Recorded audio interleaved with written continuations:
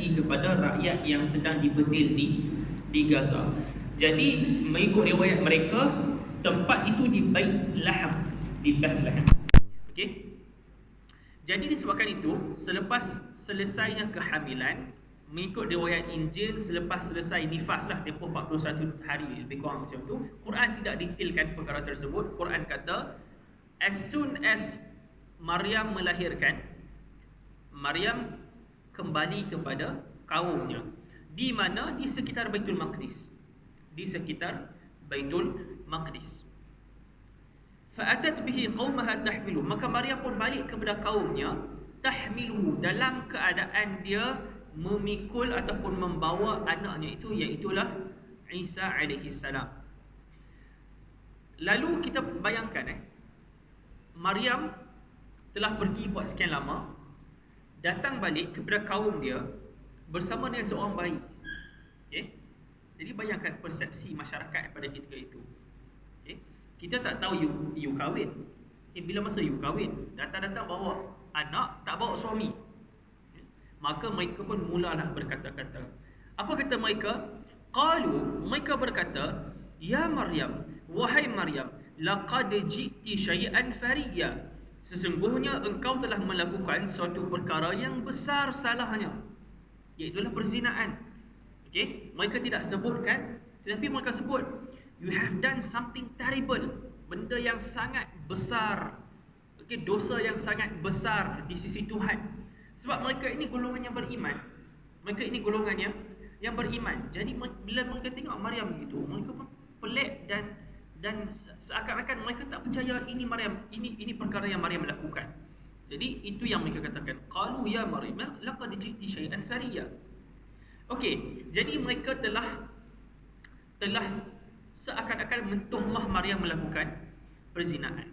Jadi ini, kalau siapa ingat, minggu lepas kita sebut bagaimana kadang-kadang itu kecederaan ataupun transgression ataupun luka yang orang buat pada maruah kita itu kadang-kadang lebih menyakitkan daripada tubuh badan kita.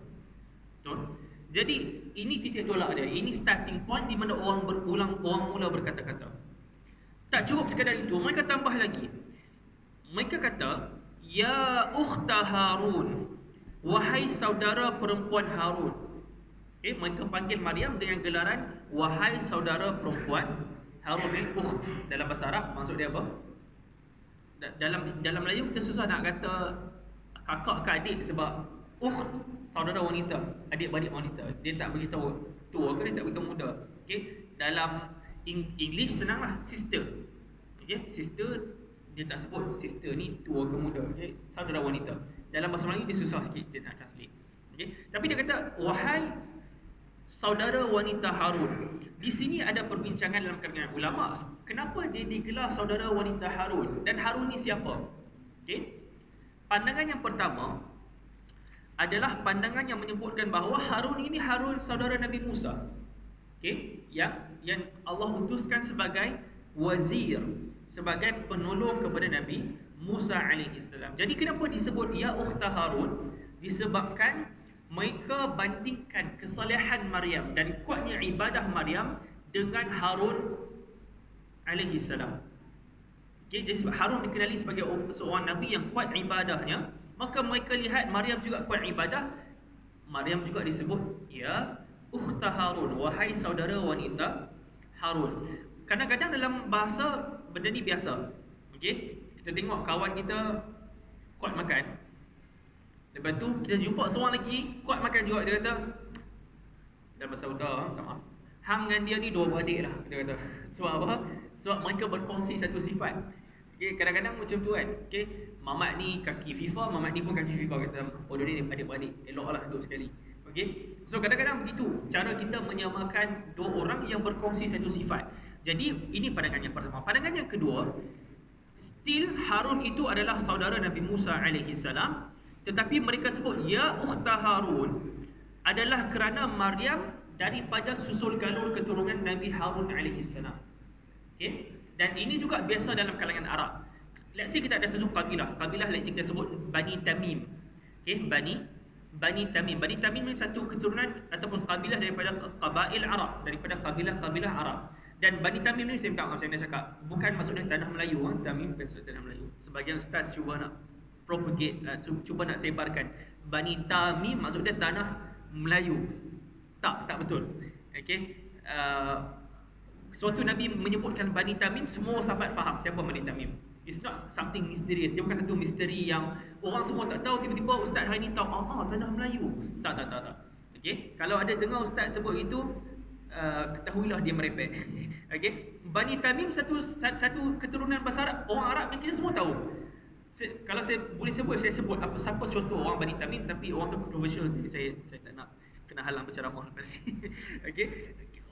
Bani Tamim keturunan yang diketahui. Jadi orang Arab kalau dia jumpa satu keturunan daripada Bani Tamim, dia boleh je panggil ya akha Tamim, wahai saudara Tamim.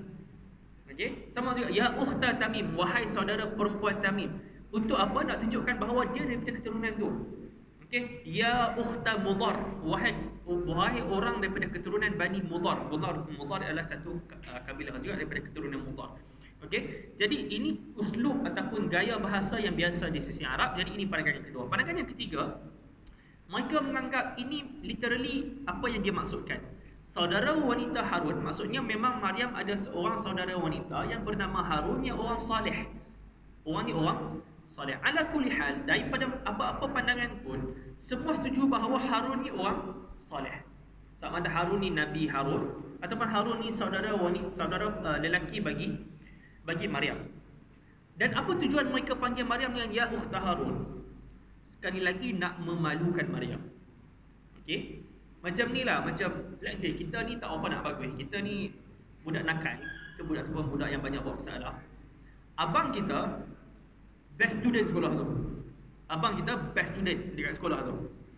Lalu orang datang kepada kita, apa anda buat masalah ni? Kau buat masalah apa ni? Okey? Wahai adik Muhammad. Macam itulah. Dia tahu Muhammad tu bagus, abang kita. Okey, so dia sebut kita dengan nisbah kepada abang kita untuk apa? Untuk malukan lagi kita. Macam abang macam ni, adik macam ni je. Okey, seolah-olah begitulah nada dia. Jadi apabila mereka panggil ya ukhta Harun, tujuannya apa? Nak orang Arab kita taubih untuk memalukan dia. Okey, tak cukup sekadar dia sebut tadi engkau telah mendatangi ataupun engkau telah buat satu benda yang teruk. Dia panggil lagi dengan gelaran ya ukhta Harun, wahai saudara wanita Harun. Kemudian apa yang dia kata? Ma kana abuki imra'a sawin wa ma kanat ummuki baghiyah.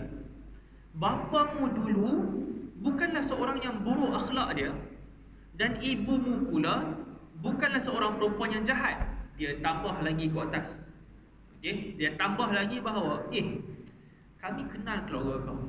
Keluarga kau ni dikenali dengan orang-orang yang salih, orang-orang yang terpilih oleh Allah, golongan-golongan salih. Mak kau tak macam ni, ayah kau tak macam ni, kenapa kau jadi macam ni? Okay, tambah lagi satu layer, memalukan Maryam alaihassalam. Ya radhiyallahu anha. Jadi tak cukup dengan kata dia buat benda terkutuk, tak cukup dengan panggil dia dengan ukhta Harun, dia tambah lagi mak ayah kau dulu bukan macam ni. Okay, jadi bayangkan keadaan emosi Maryam pada ketika itu apabila balik kepada kaumnya, dan kaumnya ni bukan kaum yang jahat. Kita we have no evidence, kita tak ada bukti yang kata kaum dia jahat. Kaum dia baik, dan kaum dia juga mengenali keluarga Maryam sebagai keluarga yang baik. Jadi sebab tu ada persepsi ini. Okey, dan pada adatnya orang mengandung mesti ada suami ataupun dia pernah buat satu benda yang terkutuk. Jadi dia bercakap dengan bahasa adat. Dan kita tahu mukjizat adalah perkara yang mencari adat. Bila mencari adat, maksudnya kalau tidak ada penerangan daripada sumber lain, kita menganggap adat itulah yang betul. Nescaya tak mungkin seorang datang bawa anak tidak ada suami dan tak pernah berzina. Okey? Tapi dah dia tak ada suami, the only possibility is apa? Dia berzina. Jadi itu mentality dan persepsi masyarakatnya pada ketika itu. Jadi Maryam terpaksa hadapi perkara inilah. Maryam terpaksa hadapi perkara ini dengan berat hati, tetapi dengan masih mengingati apa pesan Allah kepada dia. Apa pesan Allah? kata kepada mereka, inni nadartu lirrahmani sawma, aku telah bernazar untuk menahan diri daripada berkata-kata. Jadi maknanya apa? Apa-apa pun yang kau akan kata kepada aku, no comment. Okay, I will not reply. Saya takkan balas dengan kata-kata. Bila Maryam faham itu isyarat daripada Allah, maka Maryam sedar bahawa ada hikmah ataupun ada jawapan lain yang Allah nak sampaikan kepada masyarakatnya. Jadi apa kata Maryam? Maryam berkata, fa asyarat ilaih. Maryam tak katalah, Maryam asyara, memberi isyarat. Maryam tunjuk kepada anak dia Isa alaihi salam. Jadi seolah-olah nak kata apa? Don't talk to me, talk to him. Jangan cakap kepada aku, cakap kepada dia. Okey? Isa baru lahir. Ya, bayangkan. Isa, dah lah kau tak mau cakap. Kau macam pelekehkan aku, suruh aku cakap dengan budak kecil ni yang baru lahir. Okey? Jadi respon daripada kaum dia, kaifa nukallimu man kana fil mahdi sabiyya? Bagaimana mungkin kami boleh berkata-kata dengan seorang yang masih kanak-kanak dalam buayan? Itu mustahil. Again, mereka bercakap berdasarkan apa ni? Adat. Adatnya tak mungkin kita boleh berkata-kata dengan seorang bayi yang masih di dalam buayan. Tetapi sekali lagi, mukjizat adalah perkara yang mencari adat. Khawariqul adah, kita sebut dalam bahasa Arab, mencari adat. Dan itu respon mereka. Responnya logik. Saya rasa kalau kita dalam situasi begitu pun, respon kita pun mungkin begitu juga. Sebab respon ni logik. Again, mereka bukanlah orang jahat, tapi mereka orang yang terpinga-pinga kerana segala perkara yang mencari adat yang berlaku di hadapan mereka pada ketika itu. Kemudian kata Isa alaihi salam, dan saya tutup dengan ayat yang terakhir ini, ayat yang ke-30. Qala inni abdullah. Jawablah Isa alaihi salam bahawa sesungguhnya aku ini Abdullah, hamba kepada Allah. Ataniyal kitab, Allah telah memberikan aku kitab, yakni apa? Injil. Wa ja'alani nabiyya, dan dia telah menjadikan aku sebagai seorang nabi. Maksudnya appointment, pelantikan Isa sebagai nabi itu daripada bayi lagi. Dia tak seperti nabi-nabi yang lain. Ada Nabi Muhammad dilantik pada umur 40. Nabi-nabi lain pun ada certain masa yang Allah tetapkan untuk dia dilantik sebagai seorang nabi. Tapi saya nak highlight satu perkara di sini. Apabila Isa nak introduce ataupun perkenalkan diri dia kepada masyarakat, dia boleh kata inni Rasulullah, sebenarnya aku Rasulullah. Tapi tak. Isa memilih satu frasa yang paling agung, iaitulah inni Abdullah. Aku ini hamba Allah. Kadang-kadang kita terlampau nak kejar title-title yang lain. Kita tak nampak title hamba itu sebagai title yang paling mulia. Okey, ada orang dia masuk ajaran tertentu dalam agama ni, dia sibuk cari wali. Okey, dia ni wali aku pun aku nak jadi wali. Okey, nak jadi syekh dan sebagainya. Lah, kita abd. Kita ibad, kita hamba Allah. Sebab tu Nabi SAW, Nabi kata kepada kita dalam hadis yang diriwayatkan oleh Bukhari, la tutruni kama atratin Nasara ibn Maryam. Jangan agungkan aku seperti mana orang-orang Nasara mengagungkan anak Maryam, Nabi Isa. Innama ana abd, kata Nabi, hanya sahaja aku ini hanyalah hamba. Qulu Abdullah wa rasuluh, katakanlah aku ini Abdullah dan Rasulnya. Jadi Nabi sendiri, makhluk yang paling mulia, pun mengehadkan gelaran aku Abdullah Rasulullah. Nabiullah sama dengan Rasulullah. Okay? Nabi sendiri Abdullah. Jadi kita semulia-mulia gelaran yang kita patut realisasikan maknanya adalah Abdullah, sebagai hamba Allah. Tidak ada kemuliaan pada gelaran selain daripada itu. In fact, apabila Allah menyebutkan bahawa dia yang menjalankan Nabi pada peristiwa Isra dan Mi'raj, Allah menyebutkan subhanalladzi asra bi'abdihi. Allah sebutkan maha suci Tuhan yang telah memperjalankan siapa? Hamba. Gelaran paling mulia di sisi Tuhan adalah hamba. Itu opposite. Di sisi manusia, hamba adalah seburuk-buruk pangkat, seburuk-buruk darjat yang semua orang tak nak jadi. Di sisi Allah, hamba yang paling mulia. Okey, mungkin kita kata, Ustaz, siapa yang angkat Nabi Muhammad macam mana orang Kristian angkat Nabi Isa? Ada. Okey, siapa yang tengok Facebook ke YouTube ke, mungkin saya akan nampak ajaran-ajaran yang seolah-olah mempertuhankan Nabi Muhammad. Ada. Okay. So amaran Nabi itu bukan amaran kosong. Itu bukan amaran sekadar menakut-nakutkan. Nabi dah nampak akan ada trend yang seolah-olah nak memulia dan mengangkat Nabi Muhammad SAW, sama ada terus kepada darjat Tuhan ataupun memberikan kepadanya nilai-nilai ketuhanan, sifat-sifat ketuhanan. Okey, dengar apa ajaran ajaran Suhaini Muhammad ke nama dia. Dia orang kata apa? Allah tu gelaran jawatan, Muhammad itu yang mengisi jawatan tersebut. Apa ni? Ini apa? Okey, yang tu yang paling antara yang ekstrim lah. Tapi ada yang bibit-bibit ke arah tu, orang yang dakwa bahawa Nabi itu dicipta daripada cahaya.